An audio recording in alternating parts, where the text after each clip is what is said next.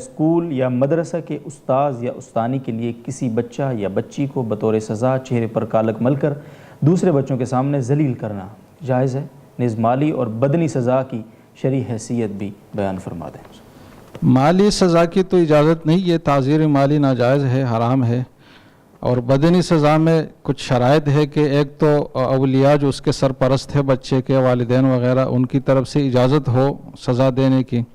دوسری بات یہ کہ چہرے پر مار اس کو نہ دی جائے، اور ساتھ یہ ہے کہ جسم پر مارنے کی صورت میں اتنی شدید مار نہ ہو کہ اس سے زخم پڑ جائے یا نشانات جسم پر آ جائے یا ہڈی ٹوٹ جائے، تو اس طرح سنگین مارنا اور شدید مارنا یہ بھی ناجائز ہے۔ تو ادب کی حد تک صرف تادیب کی نیت سے چہرے کے علاوہ جسم پر اتنا مارنا کہ نشانات بھی نہ پڑے، اس کی گنجائش ہے جب اولیاء کی طرف سے اجازت ہو۔ باقی ایسی سزا دینا جو ایک نفسیاتی طور پر اس کو ایک وہ لگ جائے، ایک مطلب